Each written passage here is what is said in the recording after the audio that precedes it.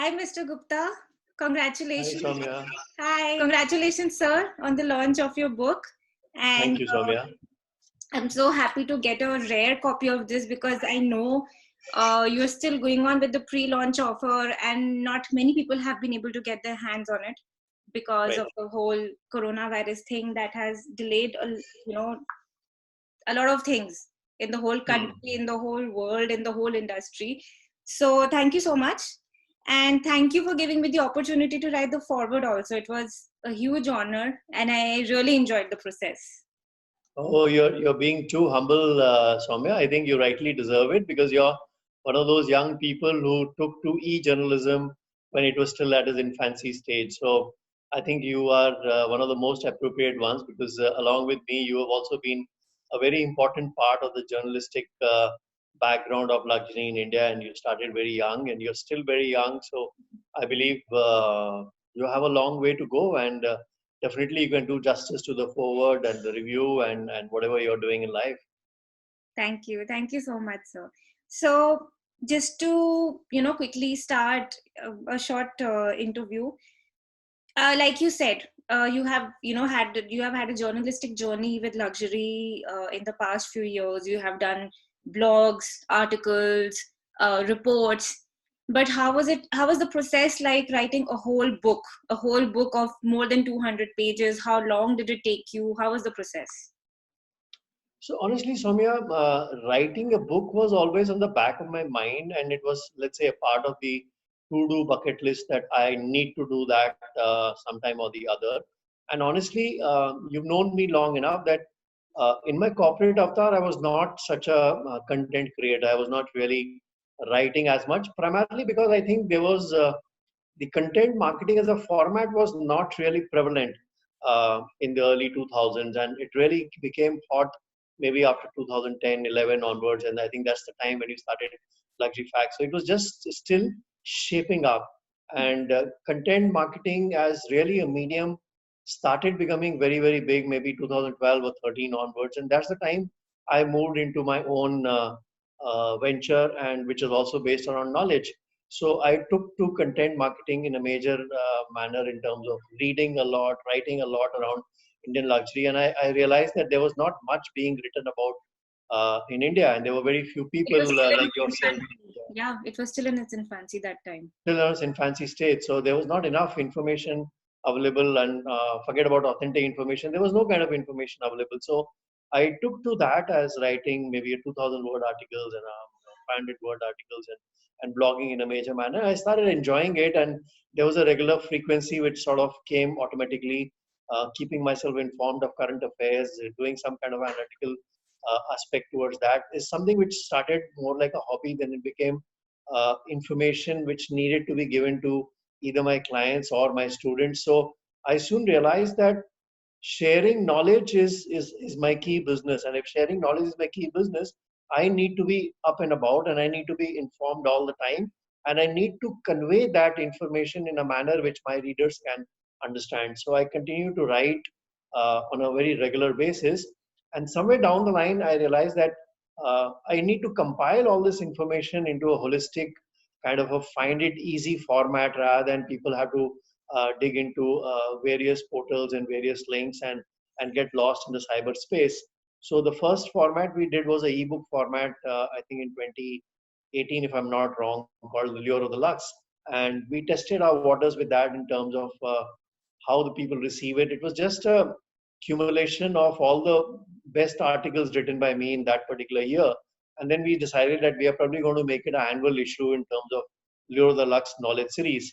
So that could be a ready reckoner for anyone who wants to understand the key developments around the luxury space anywhere in the world for that particular year. So that was the first phase of accumulating that. And then in the second phase, sometime in the year 2019, early part of 2019, I decided that this year I must give shape to my book. And mid-July, maybe I came across a newspaper advertisement in Economic Times about a boot camp workshop being held in Delhi, and sort of that gave me the desired fillip, and I decided to go attend that workshop. And it was a free workshop, half a day workshop. I went and attended it in Okla, and they eventually sort of sold me into joining the boot camp, which was a 2 days boot camp a month later. So I joined the weekend boot camp only with the idea of understanding if there's any other logic in writing a book beyond what I know of writing short articles. And I would say that there was a certain amount of learning there, not too much because I was already writing for some time, but it helped me to clear my thoughts and it helped me to create a structure during those 2 days. So that's the credit I would give to the boot writing camp. And otherwise, okay, the camp was very regular in terms of how do you create the content and how do you write the content list and how do you formulate your thoughts. So for someone who's not used to the idea of writing, I think it was very extremely useful. But for me, the takeaway was that I was able to give it a very concrete shape and I was able to create a structure during those 2 days because there was nothing else I was doing but listening to book writing, book writing, book writing, book writing.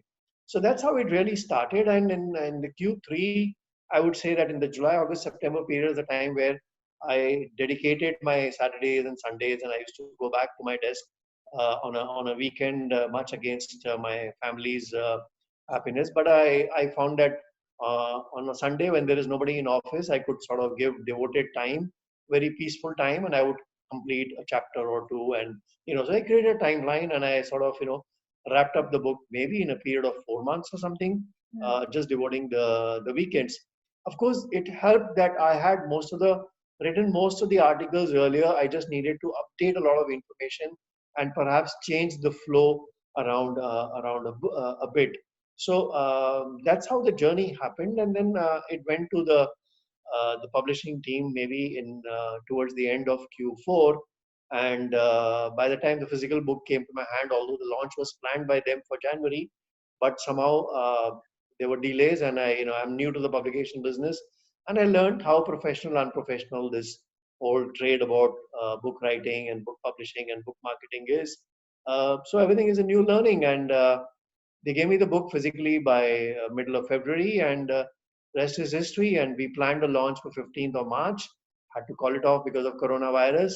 Yeah. Then we deliberated what do we do, and so we just made the digital launch because there's no way we can ship the book as of now. Yeah. So the Kindle version is live and people are buying, and so that's how it is happening. Perfect. Perfect. So I know you have done a lot of research during the book, and you have been in the industry for so many years. So probably you don't even need to do research for the book.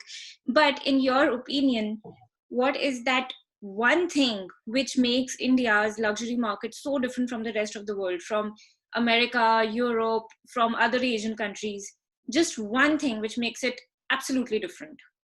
So I believe there are many things which makes our market different, but if you want to pen down one thing, then I think the variety of consumers that we have in India, because India being a large country, the demographics, the cultural and the geographical differences that we maintain. So India is not a country; it's a subcontinent in itself, and we are probably as big as Europe is. So that is where I think the paradox.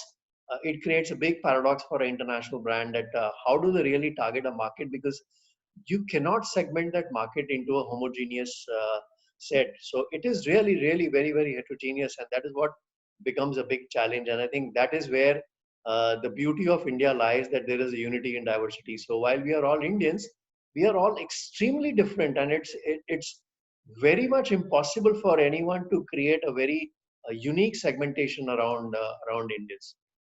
Okay. So, and in that same vein, if I have to ask you, um, can you give an example of one brand, whether Indian or international, preferably international, which has made successful inroads into India in terms of whether it is brand positioning or whether in terms of making profits? What one brand has had a rare, well-deserved success in India? So I think on the international brands front, honestly, they are all going through their own learning journey. So while names like a Louis Vuitton or something could be one of the oldest brands to enter in this era of Indian luxury consumerism, 2002 or 2003, Louis Vuitton entered. 2003, I think they entered India again for the second time. So they probably have probably they, let's say, they are still considered the starting point of luxury for most Indians, like the rest of the world. So owning a Louis Vuitton product is a desire which sort of sets the benchmark that now I have become a luxury consumer. But honestly, I do not really know their financial figures, but I can say that since they have been there for the longest period of time, so they've seen a lot of ups and downs. They've opened stores, they've shut several stores, and then so they've sort of been around for a while. But in terms of true success, I would still believe that it's our Oberoi hotels and our Taj hotels, which are true Indian luxury brands, and they've been around. I mean, Taj has been around for 100 years. Yeah. So, in my opinion, they are the ones who have actually made an impression on to our consumers all across the country and even internationally. So, there are a lot of people who travel internationally. They seek out a Tata property or seek out an Oberoi property rather than choosing any other one. So, I believe that those are the brands which have actually left a footprint imprint on the Indian customer's mind. And they truly personify like an Indian identity also, like Absolutely. whether it's, in terms of their design, in terms of their outlook, in terms of their presentation. You are right. They have a very Indian outlook, and still they're one of the first Indian brands to go international in a way, even before any Absolutely. other fashion brands or any other category of brand went. That's true. Absolutely. I mean, even in terms of service, I think they truly represent the Atithi Devo Bhava belief that Indians have we have it in our inherent culture. So the service in Oberoi is at par with any of the best brands in the world. So they truly are depicting the ethos of a luxury brand in terms of persona, in terms of service, in terms of quality of food or whatever quality of stay. So the overall experience in a Oberoi property or a Tata property is completely at par with any other brand, and hence I think those are the brands I would say would be the leaders or the beacon carriers for Indian luxury. Okay. Thank you so much, Mr. Gupta, for being with us. And I look forward to reading more such inputs in the book. And thank you so much. Thank you, Soumya. God bless. All the best. Be in touch. Yes, thank you.